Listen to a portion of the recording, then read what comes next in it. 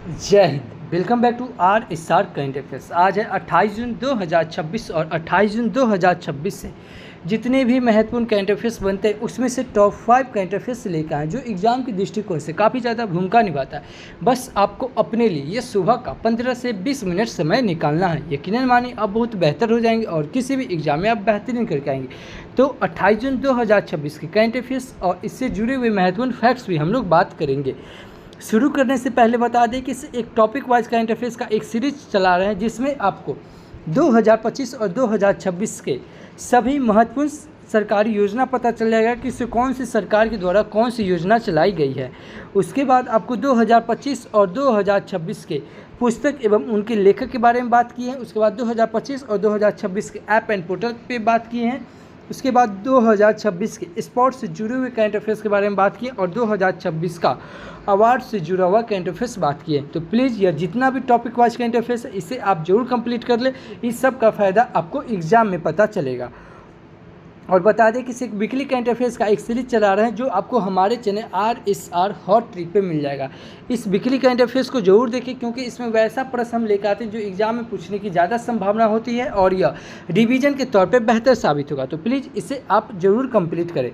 तो चलिए फिर शुरू करते हैं आज का करंट अफेयर्स। पहला क्वेश्चन है कि सभी हाल ही में विश्व मादक पदार्थ दिवस कब मनाया गया। तो यह विश्व मादक पदार्थ दिवस यह 26 जून को मनाया गया। कब? 26 जून को। इस क्वेश्चन का ऑप्शन नंबर बी सही होगा कि सभी हाल ही में विश्व मादक पदार्थ दिवस जो कि अंतर्राष्ट्रीय नशा निरोधक दिवस के रूप में भी जाना जाता है जो कि प्रतिवर्ष यह 26 जून को मनाया जाता है और इसका उद्देश्य समाज को नशीली दवाओं के दुरुपयोग और अवैध तस्करी से होने वाले गंभीर नुकसान के बारे में जागरूक करना है। इस क्वेश्चन का ऑप्शन नंबर बी सही हो जाएगा। अब दिवस की बात आई है तो अभी जून महीने में अब तक इतने इम्पोर्टेंट दिवस मनाए गए हैं। जैसे 1 जून को विश्व दुग्ध दिवस मनाया गया और इसका थीम क्या है? महिला किसानों का सम्मान। और दुग्ध सुनते आपके दिमाग में क्लिक करना चाहिए क्या से दूध को पचने के लिए क्या चीज़ की आवश्यकता होती है? रेनिन की। और रेनिन सबसे ज़्यादा बच्चों में पाया जाता है और जैसे जैसे ये उम्र बढ़ता है जिस कारण से क्या होता है रेनिन की मात्रा कम हो जाता है जिसके कारण क्या होता है कि इससे बूढ़ों में दूध जल्दी नहीं पच पाता है। दूध से याद रखें से दूध की उजलापन यह कैसीन के कारण होता है और दूध का पीलापन यह कैरोटीन के कारण होता है। और दूध क्या होता है? दूध की शुद्धता हम लोग लैक्टोमीटर से नापते हैं। 2 जून को अंतर्राष्ट्रीय यौनकर्मी दिवस और तेलंगाना स्थापना दिवस मनाया गया। 3 जून को विश्व साइकिल दिवस मनाया गया और 4 जून को आक्रामकता के शिकार निर्दोष बच्चों का अंतर्राष्ट्रीय दिवस मनाया गया। 5 जून को विश्व पर्यावरण दिवस मनाया गया। 6 जून को विश्व कीट जागरूकता दिवस मनाया गया। 7 जून को विश्व खाद्य सुरक्षा दिवस मनाया गया और 8 जून को विश्व महासागर दिवस मनाया गया। 9 जून को अंतर्राष्ट्रीय अभिलेखागार दिवस मनाया गया और 10 जून को दृष्टिदान संकल्प दिवस मनाया गया। 11 जून को अंतर्राष्ट्रीय खेल दिवस मनाया गया। बाल श्रम निषेध दिवस यह 12 जून को मनाया गया और 13 जून को अल्बिनिज जागरूकता दिवस मनाया गया। 14 जून को विश्व रक्तदाता दिवस मनाया गया। और रक्त सुनते आपके दिमाग में क्लिक करना चाहिए क्या? रक्त क्या है? रक्त एक संयोजित तरल उत्तक है और एक मानव के शरीर में 5 से 6 लीटर रक्त पाया जाता है और रक्त का pH मान 7.4 होता है। और 7.4 से याद रखेंगे क्या किससे आंसू का भी pH मान कितना होता है? 7.4 होता है। रक्त 3 प्रकार के होता है, एक RBC, WBC और प्लेटलेट्स। RBC से याद रखें से रक्त में RBC 90% होता है और इसका जीवन काल 120 दिन होता है और इसका निर्माण अस्थि मज्जा में होता है। RBC जो मरता है या प्लीहा में मरता है इसीलिए RBC का कब्रिस्तान प्लीहा को कहा जाता है और RBC का काम है से ऑक्सीजन और कार्बन डाइऑक्साइड का संवहन करना। RBC में हीमोग्लोबिन नामक एक प्रोटीन होता है जिसके कारण क्या होता है? खून लाल होता है और RBC की कमी से एनीमिया रोग होता है और पीलिया रोग होता है। अब बात आती है WBC। तो WBC क्या होता है? यह सबसे कम होता है रक्त में और इसका जीवन काल 3 से 4 दिन होता है। यह आकार में सबसे बड़ी होती है और इसका निर्माण कहाँ होता है? अस्थि मज्जा में। याद रखें इसे WBC और RBC दोनों का निर्माण यह अस्थि मज्जा में होता है लेकिन RBC मरता है प्लीहा में और WBC मरता है जाके रक्त में। WBC से याद रखें से WBC 2 प्रकार के होता है, एक लिम्फोसाइट एक होता है मोनोसाइट। लिम्फोसाइट होता है जो हमें बीमारी से बचाता है और मोनोसाइट होता है जो हमें घाव भरने में मदद करता है। WBC की कमी से लीकोमिया बीमारी होता है और WBC के बढ़ जाने से लीकोपिनिया बीमारी होता है, याद रखेंगे। अब बात आती है प्लेटलेट्स। प्लेटलेट्स जो होता है यह रक्त में 4.5 लाख से 6 लाख तक के होता है और यह शरीर में कट लग जाने पर या रक्त के बहाव को रोकने में यह मदद करता है। प्लेटलेट्स चिकनगुनिया या डेंगू जैसी बीमारी के कारण क्या होता है, प्लेटलेट्स कम हो जाता है और डेंगू से याद रखेंगे क्या कि इसे डेंगू एडिस एजिप्टी मच्छर के काटने से होता है। मानव शरीर में खून जो अंदर जो नहीं जमता, अगर हमारे शरीर में अगर खून नहीं जम रहा है तो यह किसके कारण नहीं जम रहा है, हेपेरिन के कारण नहीं जम रहा है। रक्त परिसंचरण तंत्र का खोज कौन किया, तो यह विलियम हार्वे किया। और ब्लड ग्रुप का खोज कौन किया, तो कार्ल लैंडस्टेन ने किया। और ब्लड ग्रुप से याद रखेंगे क्या कि ब्लड ग्रुप ओ को ब्लड ग्रुप ओ को सर्वदाता कहते हैं, क्योंकि यह सबको दे सकता है, क्योंकि इसमें एंटीबॉडी होता है, एंटीजन नहीं होता है। और ए बी को क्या है, ए बी को एंटीजन, ए बी में एंटीजन होता है, एंटीबॉडी नहीं होता है, जिस कारण से क्या होता है, यह सबको दे सकता है। ठीक है, क्या है, यह सबसे ले सकता है, दे नहीं सकता है। ठीक है, तो इतना याद रखेंगे। तो ये ब्लड से याद रखेंगे। उसके बाद 15 जून को वैश्विक पवन दिवस मनाया जाता है। 16 जून को अंतर्राष्ट्रीय पारिवारिक धन प्रेषण दिवस मनाया जाता है। 17 जून को विश्व मरुस्थलीकरण एवं सूखा रोकथाम दिवस मनाया जाता है। और साथ में याद रखें से विश्व मगरमच्छ दिवस भी मनाया जाता है। 18 जून को हेट स्पीच का सामना करने के लिए अंतर्राष्ट्रीय दिवस मनाया जाता है। और 19 जून को विश्व सिकल सेल दिवस मनाया जाता है। और 20 जून को विश्व शरणार्थी दिवस मनाया जाता है। 21 जून को विश्व संगीत दिवस मनाया जाता है। 22 जून को विश्व वर्षा वन दिवस मनाया जाता है। 23 जून को अंतर्राष्ट्रीय ओलंपिक दिवस मनाया जाता है। 24 जून को कूटनीति में अंतर्राष्ट्रीय महिला दिवस मनाया जाता है। और 25 जून को अंतर्राष्ट्रीय नाविक दिवस और साथ में संविधान हत्या दिवस मनाया जाता है। तो जून महीने में अब तक इतने इम्पोर्टेंट दिवस मनाए गए हैं।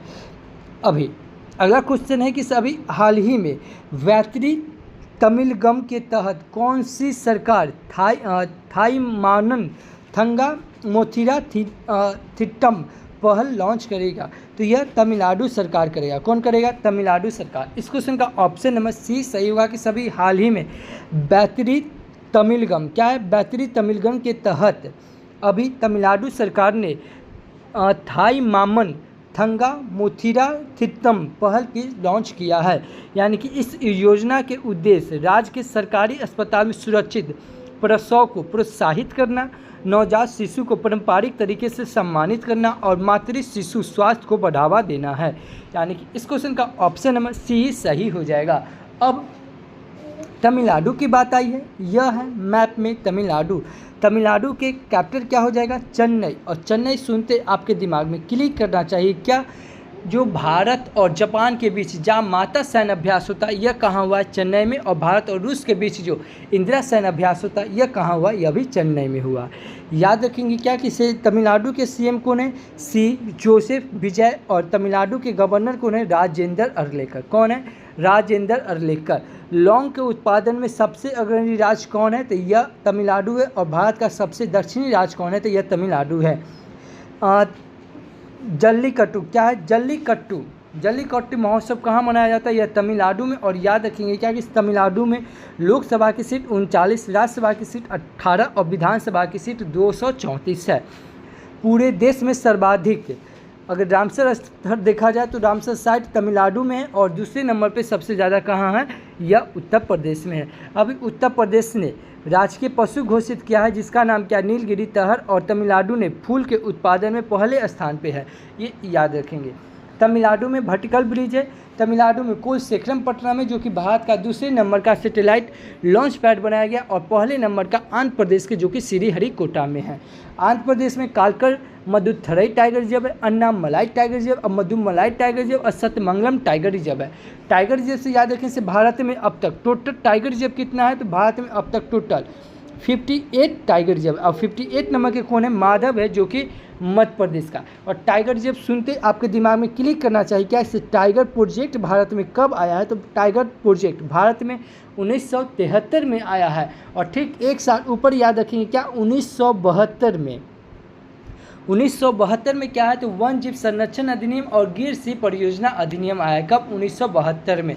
और वन जीव से याद रखें से विश्व वन जीव दिवस कब मनाया जाता है, 3 मार्च को। और अंतर्राष्ट्रीय वन दिवस कब मनाया जाता है, यह 21 मार्च को मनाया जाता है, याद रखेंगे। और ठीक एक साल बाद क्या, 1974 में क्या याद रखेंगे, 1974 में जल प्रदूषण नियंत्रण अधिनियम आया है। और जल प्रदूषण नियंत्रण अधिनियम से याद रखेंगे से विश्व जल दिवस कब मनाया जाता है, 22 मार्च को। और 22 मार्च को ही बिहार दिवस मनाया जाता है। 22 अप्रैल को विश्व पृथ्वी दिवस मनाया जाता है और 22 मई को जैव विविधता दिवस मनाया जाता है।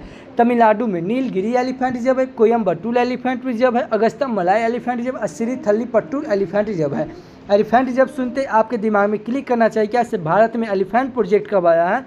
यह 1992 में आया है। तमिलनाडु में कम्बस घाटी है। तमिलनाडु में मदुमलाई नेशनल पार्क है, गिंडी नेशनल पार्क है, मुकुंसी नेशनल पार्क है, मन्नार की खाड़ी नेशनल पार्क है और एन्नौर बंदरगाह है। एन्नौर बंदरगाह है जो कि कृत्रिम बंदरगाह है और चेन्नई बंदरगाह है जो कि यह भी कृत्रिम पोर्ट बंदरगाह है। इसे खुला सागरीय बंदरगाह भी कहा जाता है।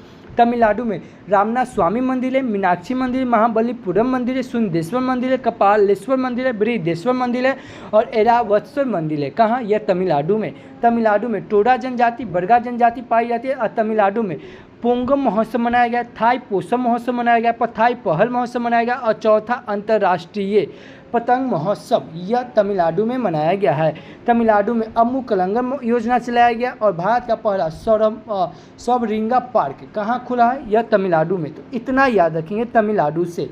अभी तमिलनाडु सरकार ने सरकारी फसल ऋण माफ़ी की सीमा बढ़ाकर अब यह 75,000 कर दी है। कितना कर दी है? 75,000। तमिलनाडु के किसान बल्लू वन को FAO सॉइल फार्मर हीरो के रूप में सम्मानित किया गया और भारत का पहला मेगा ग्रीनफील्ड शिपयार्ड तमिलनाडु में विकसित किया जाएगा। और तमिलनाडु सरकार ने महिलाओं की सुरक्षा के लिए सिंह पेंच शेरनी विशेष बल का गठन किया और वर्ष 2025 में सर्वाधिक समुद्री मछली का उत्पादन करने वाला भारतीय राज्य तमिलनाडु बन गया है। अग्निकुल कॉस्मोस ने दुनिया के पहले पूर्णतः 3D printed booster engine Agninetra का सफल परीक्षण चेन्नई में किया और तमिलनाडु 2024-25 में भारत का शीर्ष टेक्सटाइल निर्यातक राज्य बनकर उभरा है। तो इतना याद रखेंगे तमिलनाडु से। अच्छा, चैनल पे पहली बार आए हैं तो चैनल को सब्सक्राइब कर ले, बगल के बेल आइकन को प्रेस कर दे। जो भी स्टडी ग्रुप हो व्हाट्सएप फेसबुक उस पर शेयर ज़रूर करें, क्योंकि आपको हम यहाँ पे एज ए टीचर की तरह नहीं, एज ए स्टूडेंट की तरह बताते हैं कि कैसे एक स्टूडेंट को करंट अफेयर्स से स्टैटिक का पार्ट, ज्योग्राफी का पार्ट, पॉलिटी का पार्ट, ओवरऑल जितना हो सके ना उतना को कनेक्ट करके बताते हैं। और को कनेक्ट करके पढ़ने से क्या होता है ना, चीज़ें ना आसान हो जाती। तो प्लीज़ आप कहीं भी पढ़ते हैं, किसी से भी पढ़ते हैं, को कनेक्ट करके ज़रूर पढ़ें, क्योंकि को कनेक्ट करके पढ़ने से क्या होता है ना, चीज़ें ना आसान हो जाती। तो आप को कनेक्ट करके जरूर पढ़ें और बता दें कि इस वीडियो को अंत तक के जरूर देखें, क्योंकि वीडियो के अंत में आपसे एक सवाल पूछा जाएगा जिसका जवाब आपको वीडियो के कमेंट बॉक्स में देना है और कल जो आपसे सवाल पूछा गया था उसका भी जवाब आपको वीडियो के अंत में मिलेगा। वीडियो के अंत तक के जरूर देखिएगा और वीडियो या सुबह में देखने की हैबिट जरूर डालिए। अगर यह वीडियो का आप सुबह में नहीं देख पाते हैं तो आप दोपहर में देखिए, रात में देखिए, सोने से पहले देखिएगा। किसी कारणवश अगर पूरे दिन भर में नहीं देख पाते हैं तो पहले कल का वीडियो देखिए, फिर आज का वीडियो देखिए, लेकिन पूरा वीडियो ज़रूर देखिएगा। अगला क्वेश्चन है कि सभी हाल ही में किस देश में आपातकाल घोषित किया गया है? तो यह वेनेजुएला में किया गया है। कहाँ? वेनेजुएला में। इस क्वेश्चन का ऑप्शन नंबर सी सही होगा कि सभी हाल ही में वेनेजुएला देश में आपातकाल घोषित किया गया है। इस क्वेश्चन का ऑप्शन नंबर सी सही हो जाएगा। अब वेनेजुएला की बात आई है तो यह है मैप में वेनेजुएला। वेनेजुएला की कैपिटल क्या हो जाएगा? कराकस। वेनेजुएला के मुद्रा क्या हो जाएगा? Venezuela Bolivar. क्या हो जाएगा? वेनेजुएला बेनुवल। और उसके बाद वेनेजुएला के राष्ट्रपति कौन है? डेल्सी रोड्रिगोज। कौन है? डेल्सी रोड्रिगोज। ये याद रखेंगे वेनेजुएला से। अगला क्वेश्चन है कि सभी हाल ही में यूके संसद में किस भारतीय को ग्लोबल प्रेस्टीज अवार्ड से सम्मानित किया गया है? यह सम्मानित किया गया है हर्षवर्धन को किया गया। किसे किया गया? हर्षवर्धन को। इस क्वेश्चन का ऑप्शन नंबर बी सही होगा कि सभी हाल ही में यूके संसद में अभी ग्लोबल प्रेस्टीज अवार्ड से सम्मानित किया गया। किसे? यह हर्षवर्धन को। इस क्वेश्चन का ऑप्शन नंबर बी सही हो जाएगा। अब पुरस्कार की बात आई है सम्मानित की, तो अभी जिनेंद्र जैन को भौतिक में बुल्फ पुरस्कार 2025 से सम्मानित किया गया और जीव विज्ञान में असाधारण योगदान के लिए EMBO गोल्ड मेडल 2026 से गौतम डे को सम्मानित किया गया और भारतीय नौसेना के लेफ्टिनेंट कमांडर सूरज प्रसाद को, किसे? सूरज प्रसाद को शौर्य चक्र से सम्मानित किया गया। किसे? सूरज प्रसाद को शौर्य चक्र से सम्मानित किया गया। AFE बेस्ट बैंक्स अवार्ड 2026 में बैंकर ऑफ द ईयर का पुरस्कार के सत्यनारायण राजू को मिला है और 2026 प्रिंसेस ऑफ ऑस्ट्रियस स्पॉट अवार्ड प्राप्त करने वाले पहले फुटबॉल खिलाड़ी या लियोनेल मेसी बने और अभिलाषा बराक को संयुक्त राष्ट्र मिलिट्री जेंडर का एडवोकेट ऑफ द ईयर पुरस्कार दिया गया है। अब पुरस्कार की आई है बात, तो जल्दी फटाफट हम लोग कुछ इंपॉर्टेंट पुरस्कार देख लेते हैं। जैसे अभी मैं जो भी रिकॉल करवाऊंगा यह सब इम्पोर्टेंट है। जैसे शास्त्र रामा अर्जुन पुरस्कार यह एलेक्जेंडर स्मिथ को दिया गया। राष्ट्रीय लता मंगेशकर पुरस्कार यह सोनू निगम को दिया गया। पहला फीफा शांति पुरस्कार यह डोनाल्ड ट्रंप को दिया गया और डोनाल्ड ट्रंप से याद रखें से इजराइल का शांति पुरस्कार भी डोनाल्ड ट्रंप को दिया गया। डॉक्टर पोलस मार ग्रेगियस पुरस्कार यह टेंसी थॉमस को दिया गया। और कैफोर्ड पुरस्कार 2025 यह वीरभद्रन रामानाथन को दिया गया। और great place to work certification यह SAIL को दिया गया। Champion of the earth award यह सुप्रिया साहू को दिया गया। और संयुक्त राष्ट्र महासचिव पुरस्कार यह स्वाति शांता कुमार को दिया गया। और मानद director of letters degree award यह शांति थरूर को दिया गया। विश्व खाद्य पुरस्कार यह डॉक्टर मारियंगोला हरियाणा को दिया गया। और विज्ञान रत्न पुरस्कार यह जयंत विष्णु कालिकर को दिया गया। बिलो रिसर्च हीरोज यह डॉक्टर चंद्रकांत लहरिया को दिया गया। और भारतीय रेलवे का सर्वोच्च सेवा पुरस्कार यह चंदन सिन्हा को दिया गया। विशेष सेवा मंडल पुरस्कार कर्नल सोफिया कुरैशी को दिया गया। और नित्य कला निधि पुरस्कार यह उर्मिला सत्यनारायण को दिया गया। और राष्ट्रपति कॉलर अवार्ड यह बिहार पुलिस को दिया गया। और राष्ट्रपति पुलिस ध्वज पुरस्कार यह सिक्किम राज्य को दिया गया। भारतीय रेलवे का सर्वोच्च सम्मान यह चंदन सिन्हा को दिया गया। और याद रखेंगे क्या किस अभी क्या कहते हैं 5 पद्मा विभूषण पुरस्कार दिया गया। कितना 5 पद्मा विभूषण पुरस्कार दिया गया, जिसमें एक धर्मेंद्र जी को दिया गया, KT थॉमस को दिया गया, N राजन को दिया गया, VS अच्युतानंदन को दिया गया और P नारायण को दिया गया।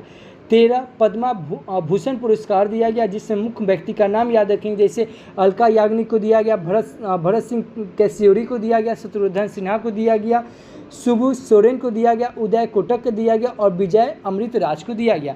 इसके बाद 13 पद्मश्री दिया गया, पद्मश्री दिया गया। और 13 में से कुछ इंपॉर्टेंट व्यक्ति का नाम याद रखेंगे।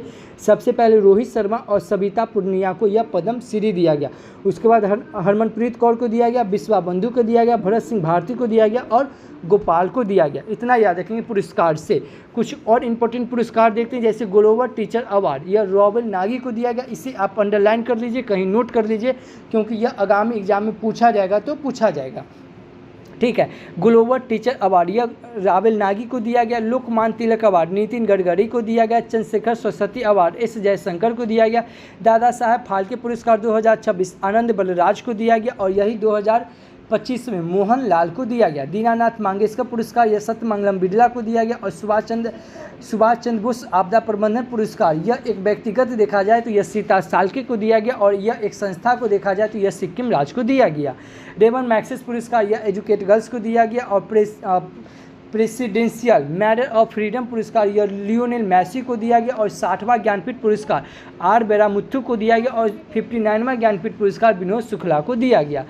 उसके बाद याद रखेंगे क्या कि इसे 34वें व्यास सम्मान पुरस्कार यह सुरवाला को दिया गया। और 35वें सरस्वती सम्मान पुरस्कार ये राम कुमार मुखोपाध्याय को दिया गया। और याद रखेंगे क्या इससे पहले 34वें सरस्वती सम्मान पुरस्कार यह साधु भरदसी को दिया गया था। एबल पुरस्कार 2026 यह गर्ल फ्लंटिंग को दिया गया। और 2025 में मसाकी काशीबारा को दिया गया। आर्द्रभूमि पुरस्कार यह श्री वेंकटेशन को दिया गया। और कैंटन R मिलर पुरस्कार यह सोनाली घोष को दिया गया। और CII गुणवत्ता रत्न पुरस्कार यह बेनू श्रीनिवास को दिया गया। NTR राष्ट्रीय फिल्म पुरस्कार यह चिरंजीवी को दिया गया। और इंदिरा गांधी शांति पुरस्कार यह ग्राका मासिल को दिया गया। और विटली अवार्ड ये याद रखें, इसे विटली अवार्ड 2 व्यक्ति को दिया गया, एक परवीन शेख को और वर्षा को दिया गया। देखिए मैं फिर बता रहा हूँ, जितना भी मैं बता रहा हूँ एक एक लाइन इंपॉर्टेंट है। उसके बाद याद रखेंगे क्या कि साहित्य अकादमी पुरस्कार 2025 वाला यह 2026 में दिया गया है, तो यह 2025 में 25 वाला 26 में दिया गया, तो यह 25 वाला याद रखेंगे इसे इंग्लिश में नवतेज सरना को दिया गया और हिंदी में ममता कालिया को दिया गया। मिस इंडिया वर्ल्ड 2026 कौन जीती, तो यह साध्वी सतीश सेल ने जीता। तो इतना याद रखेंगे इस क्वेश्चन से। अगला क्वेश्चन है कि सभी हाल ही में श्री अंबाबाई मंदिर विकास परियोजना किस राज्य में शुरू किया गया। तो यह श्री अंबाबाई मंदिर विकास परियोजना यह शुरू किया गया महाराष्ट्र में। कहाँ? महाराष्ट्र में। इस क्वेश्चन का ऑप्शन नंबर सी सही होगा कि श्री अंबाबाई मंदिर विकास परियोजना यह महाराष्ट्र सरकार में शुरू किया गया। इस क्वेश्चन का ऑप्शन नंबर सी सही हो जाएगा। अब महाराष्ट्र की बात आई है, यह है मैप में महाराष्ट्र, ये है मैप में महाराष्ट्र। महाराष्ट्र की कैपिटल क्या हो जाएगा? मुंबई। और मुंबई सुनते आपके दिमाग में क्लिक करना चाहिए क्या से मध्य रेलवे जोन का मुख्यालय कहाँ है? तो यह मुंबई में। और सूती वस्त्र उद्योग जो 1854 में शुरू हुआ है कहाँ? तो यह मुंबई में। ग्लोबल फिनटेक फेस्टिवल 2025 का आयोजन कहाँ हुआ है? तो यह मुंबई में। और याद रखें इसे मुंबई कौन सा तट के किनारे है? यह कोंकण तट के किनारे है। ठीक है, याद रखेंगे क्या कि इसे भारत का बोस्टन शहर किसे कहा जाता है? यह अहमदाबाद को भारत का ये क्या कहते हैं उत्तर भारत का मैनचेस्टर किसे कहा जाता है? कानपुर को। और दक्षिण भारत का मैनचेस्टर या कोयम्बटूर को कहा जाता है। इतना याद रखेंगे। महाराष्ट्र के सीएम कौन है? देवेंद्र फडणवीस। महाराष्ट्र के गवर्नर कौन है? जिष्णुदेव वर्मा। और महाराष्ट्र प्याज और अंगूर के उत्पादन में पहला स्थान है और क्षेत्रफल की दृष्टि से तीसरा और जनसंख्या की दृष्टि से दूसरा सबसे बड़ा राज्य कौन है? यह महाराष्ट्र है। महाराष्ट्र में लोकसभा की सीट 48, राज्यसभा की सीट 19 और विधानसभा की सीट 288 है। महाराष्ट्र का गठन कब हुआ? 1960 में। और स्टाम्प पेपर बॉन्ड की जगह पर ई बॉन्ड प्रणाली कौन शुरू किया? यह महाराष्ट्र सरकार शुरू किया। और AI यूनिवर्सिटी कहाँ बनेगा? महाराष्ट्र में। एजुकेशन सिटी कहाँ बनेगा? यह नवी मुंबई में बनेगा।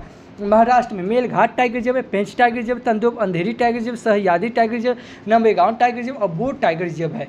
महाराष्ट्र में लवानी लोकनृत्य, तमाशा लोकनृत्य, कोली लोकनृत्य, लेजम लोकनृत्य पाई जाती है।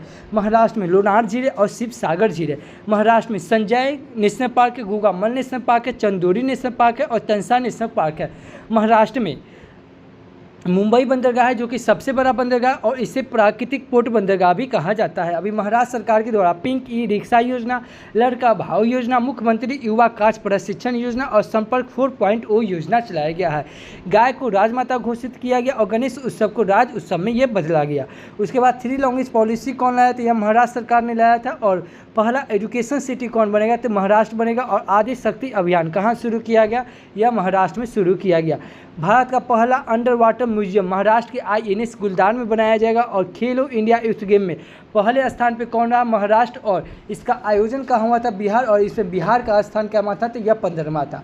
भारत का पहला AI ब्रिज कौन बनेगा? तो यह महाराष्ट्र के सतनाभावी बनेगा। और मारवत उत्सव 2025 का आयोजन कहाँ हुआ था? तो यह नागपुर में हुआ था। ध्यान देंगे क्या काला घोड़ा महोत्सव कहाँ मनाया गया? यह महाराष्ट्र में। काला घोड़ा महोत्सव कहाँ मनाया गया? महाराष्ट्र में। घोड़ा जात्रा महोत्सव कहाँ मनाया गया? नेपाल में।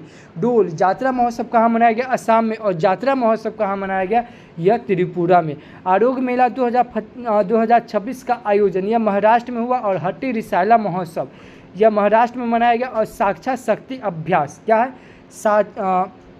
साझा शक्ति अभ्यास यह कहाँ हुआ? महाराष्ट्र में। और भारत का पहला मनोरंजन क्लिनिक यह कहाँ बनेगा? महाराष्ट्र में। और याद रखेंगे क्या कि 26 जनवरी 2026 को जो गणतंत्र दिवस बनाया गया था यह कैमे नंबर के बनाया गया था? यह 77वें नंबर का बनाया गया था। और इसमें सर्वश्रेष्ठ झांकी जो था यह महाराष्ट्र की गणेश उत्सव था। उसके बाद ये जो 26 जनवरी हुआ इसमें मुख्य अतिथि कौन था? तो एंटीनो कोस्टा और उर्सवेरा वांडेन था। इतना याद रखेंगे महाराष्ट्र से। अभी महाराष्ट्र सरकार ने नागपुर में उच्च ऊर्जा मेडिकल साइक्लोट्रॉन परियोजना के लिए 300 करोड़ को मंजूरी किया है। महाराष्ट्र सरकार ने पुण्यलोक अहिल्या देवी होलकर शेतकारी कर्ज मुक्ति योजना को मंजूरी दिया। और भारत के महाराष्ट्र राज्य में इजराइल के साथ समझौते के तहत पिनका मल्टी बैरल रॉकेट लॉन्चर का उत्पादन किया गया। रक्षा मंत्री राजनाथ सिंह ने तोप के गोले बनाने वाले संयंत्र का उद्घाटन यह सिडनी में किया गया। और भारत के केंद्र सरकार की परियोजना को लागू करने में महाराष्ट्र पहले स्थान पर रहा। और ऑपरेशन अंतिम प्रहार क्या है? ऑपरेशन अंतिम प्रहार के तहत बड़ी कार्रवाई के बाद गढ़चिरौली को नक्सल मुक्त घोषित किया गया। और महाराष्ट्र सरकार ने कंप्रेस्ड बायोगैस नीति 2026 को मंजूरी दी। तो इतना याद रखेंगे महाराष्ट्र से। अगला क्वेश्चन है कि सभी हाल ही में international big cat alliance IBCA का 27वां देश कौन बना है? यह बना है बांग्लादेश। कौन बना है? बांग्लादेश। इस क्वेश्चन का ऑप्शन नंबर डी सही होगा कि सभी हाल ही में international big cat alliance IBCA का 27वां सदस्य यह कौन बना है? यह बांग्लादेश बना है। इस क्वेश्चन का ऑप्शन नंबर डी सही हो जाएगा। अब बांग्लादेश की बात आई है, यह है मैप में बांग्लादेश। बांग्लादेश की कैपिटल क्या हो जाएगा? ढाका। बांग्लादेश की करेंसी क्या हो जाएगा? बंगाली टाका। और बांग्लादेश के प्राइम मिनिस्टर कौन है? तारिक रहमान। कौन है? तारिक रहमान। याद रखेंगे क्या कि भारत और बांग्लादेश के बीच समप्रीति सैन्य अभ्यास होता है। क्या होता है? समप्रीति सैन्य अभ्यास होता है। अभी तमीम इकबाल को बांग्लादेश का क्या है? तमीम इकबाल को बांग्लादेश के क्रिकेट बोर्ड का अध्यक्ष चुना गया। और परमाणु ऊर्जा का उपयोग करके बिजली पैदा करने वाला दुनिया का 33वां देश कौन? ये बांग्लादेश बन गया। और दिनेश त्रिवेदी को बांग्लादेश में भारत का उच्च आयुक्त नियुक्त किया गया। और बांग्लादेश ने SAFF अंडर-20 चैंपियनशिप 2026 का खिताब जीता। और 26 मार्च को बांग्लादेश का स्वतंत्र दिवस मनाया गया। और बांग्लादेश संयुक्त राष्ट्र जल सम्मेलन में शामिल होने वाला भारत पहला दक्षिण एशियाई देश बना है। बांग्लादेश की प्रसिद्ध लोक गायिका फरीदा परवीन का निधन हो गया। और भारत ने भूमि और समुद्री बंदरगाहों के माध्यम से बांग्लादेश से जूट आयात पर प्रतिबंध लगाया है। तो इतना याद रखेंगे बांग्लादेश से। अगला क्वेश्चन है कि सभी हाल ही में भारत में डिजिटल अरेस्ट फ्रॉड नेटवर्क के खिलाफ किसने ऑपरेशन चक्र VI शुरू किया है? यह शुरू किया है CBI। इस क्वेश्चन का ऑप्शन नंबर बी सही होगा कि सभी हाल ही में डिजिटल अरेस्ट फ्रॉड नेटवर्क के खिलाफ अभी ऑपरेशन चक्र VI या CBI ने शुरू किया है। इस क्वेश्चन का ऑप्शन नंबर बी सही हो जाएगा। अगला क्वेश्चन है कि सभी हाल ही में बंगाल क्रिकेट एसोसिएशन ने किसे अपना महत्वाकांक्षी विजन 2028 कार्यक्रम का प्रमुख और तेज गेंदबाजी कोच नियुक्त किया है? यह अशोक डिंडा को नियुक्त किया है। इस क्वेश्चन का ऑप्शन नंबर सी सही होगा। ये है अशोक डिंडा। इनको अभी बंगाल क्रिकेट एसोसिएशन ने अभी अपने महत्वाकांक्षी विजन 2028 कार्यक्रम का प्रमुख और तेज गेंदबाजी कोच नियुक्त किया है। इस क्वेश्चन का ऑप्शन नंबर सी सही हो जाएगा। अब नियुक्ति की बात आई है तो अभी national tribunal for the law of the sea में बिमल एन पटेल को जज के पद पर नियुक्ति किया गया। और cellular operators association of India के नए चेयरमैन राहुल वत्स बने हैं। याद रखेंगे।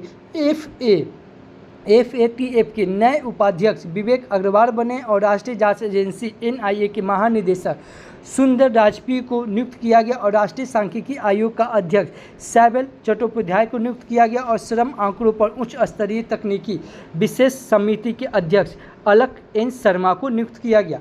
भारतीय बीमा विनियामक और विकास प्राधिकरण IRDAI के सदस्य के रूप में दिनेश पंत को नियुक्त किया गया। नियुक्ति से इतना याद रखेंगे। अच्छा, नियुक्ति की बात आई तो कुछ इंपॉर्टेंट नियुक्ति आपको रिकॉल करवा रहा हूँ। बस आप आंख बंद कीजिए और मेरे साथ रिकॉल कीजिए। और जैसे जैसे मैं को कनेक्ट कर रहा हूँ सेम उसी प्रकार आपको भी अपने दिमाग में दोहराना है और मेरे साथ बोलना है। जैसे DRDO के अध्यक्ष कौन है? राजेश कुमार सिंह को नियुक्त किया गया। इसरो के अध्यक्ष कौन है? V नारायण। BSF के कौन है? परवीन कुमार। और परवीन नाम सुनते आपके दिमाग में क्लिक करना चाहिए क्या? CBI के अध्यक्ष कौन है? परवीन सूद। CBC के अध्यक्ष कौन है? परवीन कुमार श्रीवास्तव। CISF के कौन है? परवीर रंजन। ITBP के महानिदेशक कौन है? शत्रुजीत सिंह कपूर। NCC के कौन है? वीरेंद्र बस्त। सेबी के कौन है? तुहिन कांत। रॉ के चेयरमैन कौन है? पराग जैन। BPCL के कौन है? संजय खन्ना। और संजय नाम सुनते दो क्वेश्चन और क्लिक करना चाहिए क्या? कैग नियंत्रक एवं महालेख परीक्षक, जिसका वर्णन संविधान के आर्टिकल 148 में। इसके अध्यक्ष कौन है? तो संजय मूर्ति। और एक है संजय मल्होत्रा जो कि RBI के गवर्नर हैं। उसके बाद UPSC के चेयरमैन कौन है? अजय कुमार। और अजय नाम सुनते आपके दिमाग में क्लिक करना चाहिए क्या? अजय कुमार भल्ला जो कि मणिपुर के गवर्नर हैं। और एक है अजय सेठ जो कि वित्त सचिव है। और एक है अजय वंगा जो कि वर्ल्ड बैंक के अध्यक्ष है। उसके बाद है फिक्की के चेयरमैन कौन है? अनंत गोयका।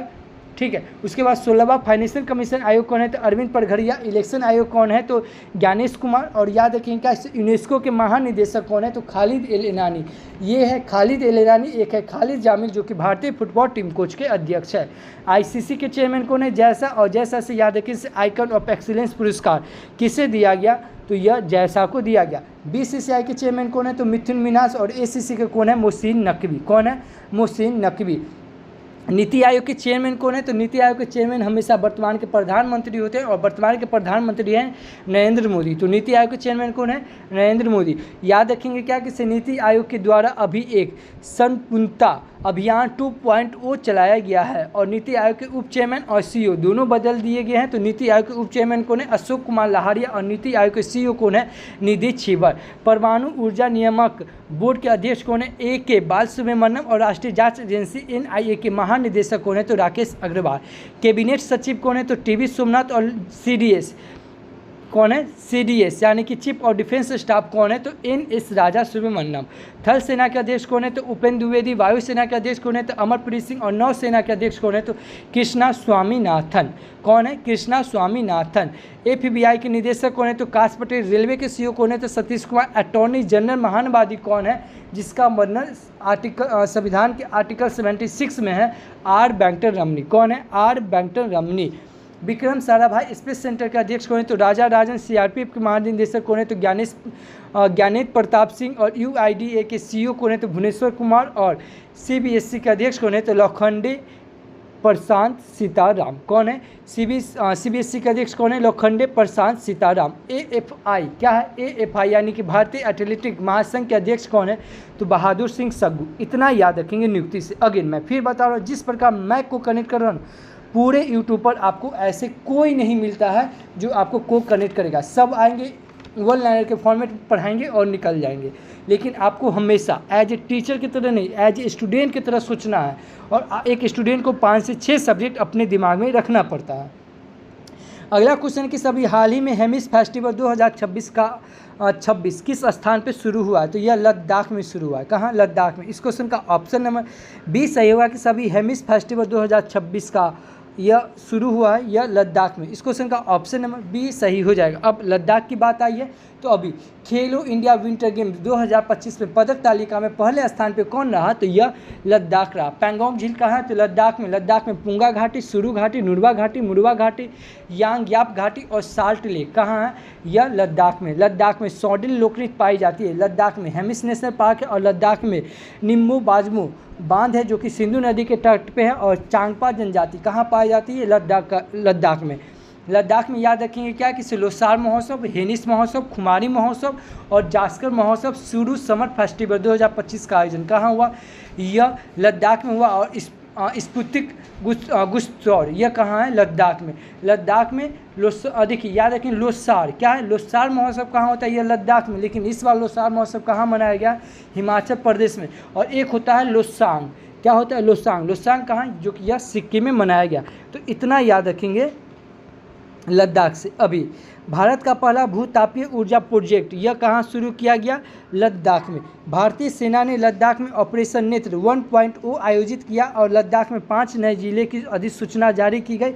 और सांस्कृतिक विरासत की सुरक्षा हेतु लद्दाख को भारत का पहला टैट्रोगिल्क संरक्षण पार्क मिलेगा। लद्दाख में हिम सरोवर परियोजना का उद्घाटन किया गया और गगनयान अंतरिक्ष यात्रियों में मानवीय सीमाओं के प्रशिक्षण के लिए केंद्र में मिशन मित्र शुरू किया गया। और भारत की पहली शीत रेगिस्तानी नदी तट बहाली परियोजना लद्दाख में लॉन्च की गई। तो इतना याद रखेंगे लद्दाख से। अगला क्वेश्चन है कि सभी हाल ही में फीफा ने किस देश के फुटबॉल संघ को निलंबित किया है? यह निलंबित किया है नेपाल को। किसे? नेपाल को। इस क्वेश्चन का ऑप्शन नंबर सी सही होगा कि सभी हाल ही में फीफा ने नेपाल देश को फुटबॉल संघ को निलंबित किया है। इस क्वेश्चन का ऑप्शन नंबर सी सही हो जाएगा। अब नेपाल की बात आई है, यह है मैप में नेपाल। नेपाल की कैपिटल क्या हो जाएगा? काठमांडू। नेपाल के CM क्या हो जाए? नेपाल की करेंसी क्या हो जाएगा? नेपाली रूपीज। और नेपाल के प्राइम मिनिस्टर कौन है? वालेंसा। कौन है? वालेंसा। नेपाल के प्रेसिडेंट कौन है? रामचंद्र पौडुल। कौन है? नेपाल के प्रेसिडेंट कौन है?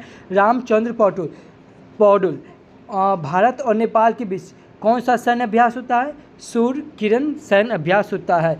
याद रखेंगे क्या कि कीमा रीता शेरपा इन्होंने 32 32वीं बार माउंट एवरेस्ट पर चढ़ने का रिकॉर्ड बनाया। यह पुरुष में और महिला में रखा शेल्पा, इन्होंने अभी 10 बार माउंट एवरेस्ट पर चढ़ने का रिकॉर्ड बनाया। तो इतना याद रखेंगे नेपाल से। अभी 2 दिवसीय कलिंग साहित्य महोत्सव का चौथा संस्करण यह कहाँ संपन्न हुआ? यह संपन्न हुआ काठमांडू में और भारत और नेपाल के बीच UPI लिंक लॉन्च किया गया और 29 मई 2026 को नेपाल ने अपना 19वां गणतंत्र दिवस मनाया है। नेपाल सरकार ने ऑनलाइन सट्टेबाजी से संबंधित 7000 से अधिक एप्लीकेशन और वेबसाइट को क्या किया है? बंद कर दिया। और नेपाल की सरकार ने कक्षा 5 तक के बच्चों के लिए सभी पारंपरिक परीक्षाएं खत्म कर दी और भूमिका श्रेष्ठ को नेपाल की पहली ट्रांसजेंडर महिला सांसद को नियुक्त किया गया और नेपाल में यममरी त्यौहार मनाया गया। 300 वर्ष पुराना कार्तिक नाच यह कहाँ हुआ? नेपाल में संपन्न हुआ। तो इतना याद रखेंगे नेपाल से। अगला क्वेश्चन है कि सभी हाल ही में भारत का कौन सा एयरपोर्ट दुनिया का तीसरा सबसे परिवार अनुकूल एयरपोर्ट बन गया है? यह बन गया है कैंपुगोडा इंटरनेशनल एयरपोर्ट बन गया है। इस क्वेश्चन का ऑप्शन नंबर बी सही हुआ कि सभी हाल ही में भारत का अभी कैंपोडा इंटरनेशनल एयरपोर्ट दुनिया का तीसरा सबसे परिवार अनुकूल एयरपोर्ट बन गया है। इस क्वेश्चन का ऑप्शन नंबर बी सही हो जाएगा।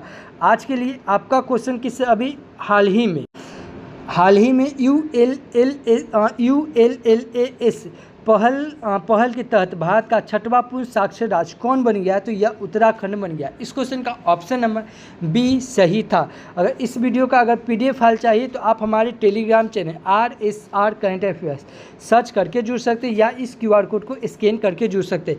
टेलीग्राम जरूर ज्वाइन कर जाए क्योंकि टेलीग्राम पे आपको इसका वीडियो मिलेगा, वीडियो के ठीक नीचे इसका PDF फाइल मिलेगा और PDF फाइल के नीचे आपको ठीक इसका MCQ मिलेगा जो आप कभी भी किसी समय आप MCQ लगा सकते हैं।